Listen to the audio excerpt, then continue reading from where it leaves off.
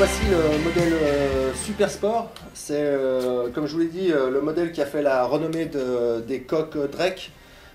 C'est un modèle assez particulier puisque il permet de couvrir à peu près toutes les pratiques du snowboard et de façon optimale.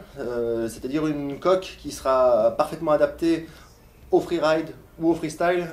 Ça peut vous paraître un peu compliqué, mais enfin elle regroupe tous les avantages d'une coque très versatile, très polyvalente.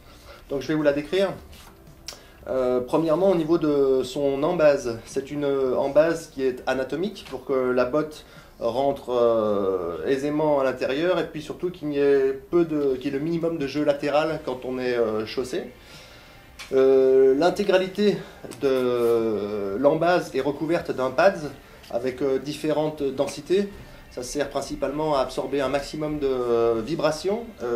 Et puis pour les impacts les plus forts, on a un gel dans le talon qui est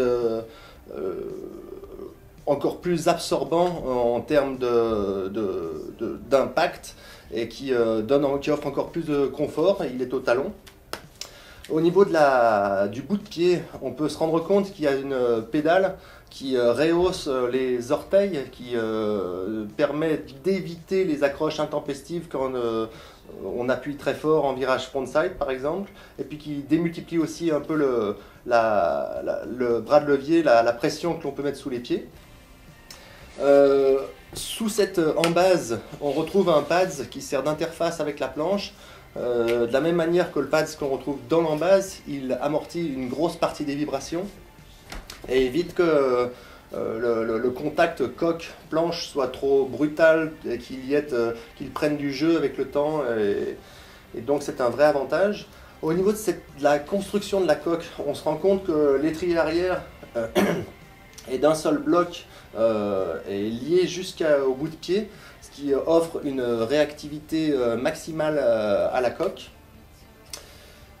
Au niveau du spoiler, il est réglable manuellement, bien sûr, son inclinaison, mais il est aussi asymétrique. Il est plus refermé, que vous pouvez voir, sur l'extérieur pour offrir plus de soutien pour les gens qui en ont besoin, notamment en freeride. Et à l'intérieur, il est plus ouvert pour permettre toutes les manœuvres ou autres mouvements de vos jambes et ne pas gêner la flexion ou les mouvements latéraux que vous pouvez imprimer sur votre planche ou coque. Bien sûr, il est entièrement padé pour éviter de blesser les mollets les plus fragiles de ceux d'entre nous. Au niveau des straps, ce sont des straps qui sont... premièrement, le strap bout de pied est très léger, ultra fin. Il est utilisable en cap strap, en bout de pied, mais il est utilisable également dans une position un peu plus conventionnelle. Le réglage de longueur se fait manuellement lui aussi, afin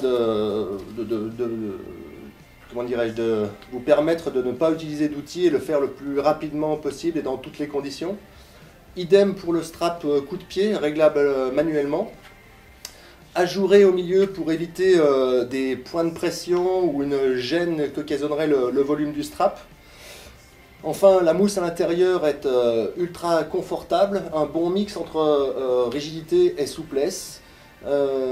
Cette coque est réglable pour plus de précision sur une course relativement faible, environ 1,5 cm.